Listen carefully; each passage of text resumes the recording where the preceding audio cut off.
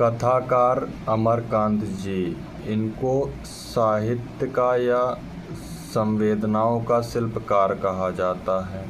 इन्होंने अपनी कहानी, उपन्यास, संस्मरण, बाल साहित्य में हिंदी के शब्दों को इतनी अच्छी तरह से अलंकृत किया कि जैसे एक शिल्पकार को कहा जाता है शिल्पकार, उसी तरह इनको साहित्य का या संवेदनाओं का शिल्पकार कहा जाता है।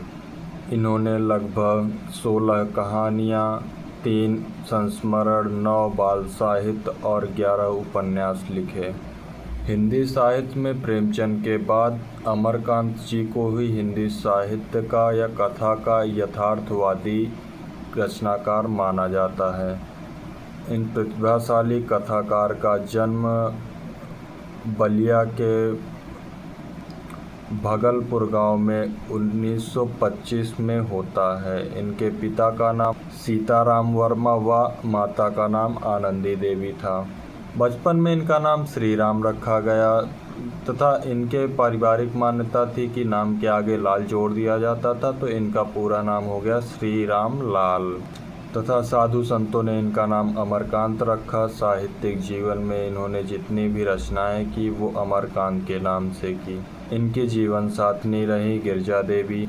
इनको कई सारे खिताब मिले, कई पुरस्कारों से सम्मानित किया गया। उत्तर प्रदेश बोर्ड द्वारा इनको सम्मानित किया गया तथा साहित्य अकादमी पुरस्कार भी दिया गया। ज्ञानपीठ पुरस्कार से भी नवाजा गया। शुरुआत में इन्होंने लोकगीत और गजलें लिखी तथा धीरे धीरे समाज की गहराइयों में डूबते हुए इन्होंने मध्यम वर्गीय जीवन को अपने साहित्य में, कथाओं में, उपन्यासों में लिख डाला।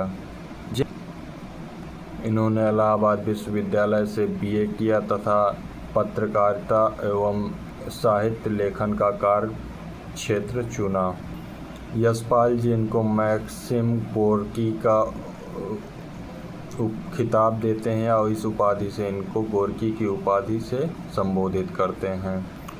इन्होंने अपनी कहानी की शुरुआत सन 1955 से डिप्टी कलेक्टरी नामक कहानी से की थी, क्योंकि उस समय कलेक्टर बहुत बड़ी उपाधि थी या बहुत बड़ा पद था और उस पद की महत्ता तथा उसकी गरिमा और कार्यभार तथा लोगों का कितना कार्य उस पद पर रहकर किया जा सकता था, लेकिन उसके दुरुपयोग को देखते हुए इन्होंने डिप्टी कलेक्टरी नाम की कहानी लिखी तथा उसके बारे में समाज को जगाया।